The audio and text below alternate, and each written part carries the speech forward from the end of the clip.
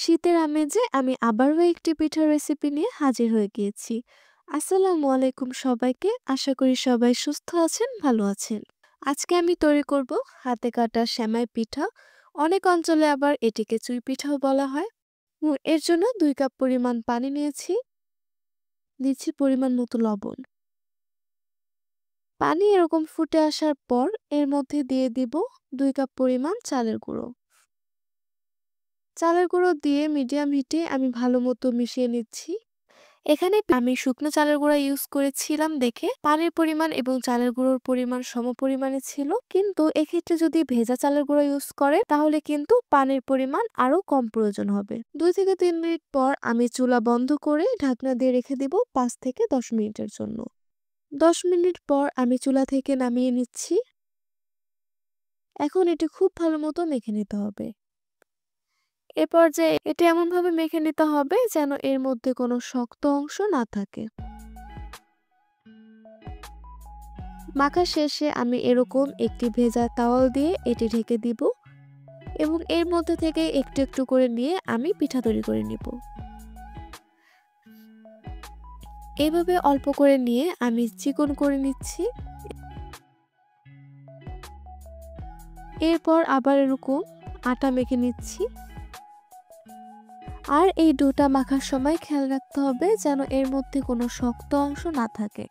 এই ডোটা যত সুন্দর মতো মাখা হবে পিঠাগুলো কিন্তু ঠিক ততটাই সুন্দর হবে।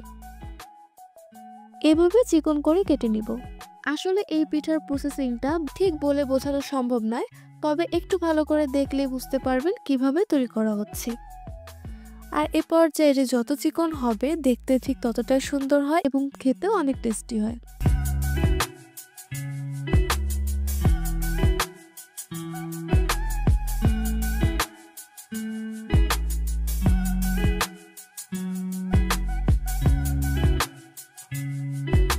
দেখতে পাচ্ছেন আমি কত চিকন করে এগুলো তৈরি করে নিচ্ছি।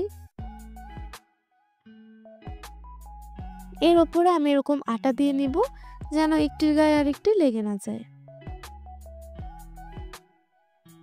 সবগুলো পিঠা আমি একইভাবে কেটে নিয়েছি। আর এখানে আমি এরকম ডিজাইন করা কিছু তৈরি করেছি। আসলে এটি অপশনাল।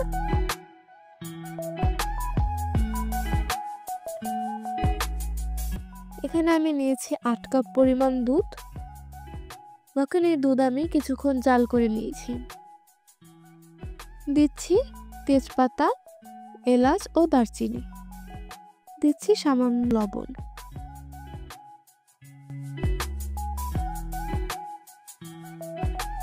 কিছুক্ষণ পর আমি এর মধ্যে দিয়ে দিব গুড়। তবে আপনারা চাইলে এক্ষেত্রে চিনিও ইউজ করতে পারেন। গুড় দিলে এর টেস্ট এবং ফ্লেভার দুটোই অনেক সুন্দর আসে আর অনেক সুন্দর একটি কালার আসে। এরকম ফুটে আসার পর আমি এর মধ্যে তৈরি করে রাখা পিঠাগুলো দিয়ে দিচ্ছি। অল্প অল্প করে দিয়ে আমি এভাবে আলতো হাতে নেড়ে দেব। একবারে সব পিঠা দিয়ে দিলে একটির গায়ে আরেকটির লেগে কিন্তু তলা পেকে যাবে, এজন্য আস্তে আস্তে দিতে হবে। আর আমি এখানে দিয়েছি নারকেল কুড়ো। সবশেষে আমার এই ডিজাইন করে নেওয়া পিঠাগুলো আমি দিয়ে দিব। এভাবে আমি হাই হিটে রান্না করে নিচ্ছি। আর কিছুক্ষণ পর পর আমি আলতো হাতে নেড়ে দিব যেন এর নিচে লেগে না যায়।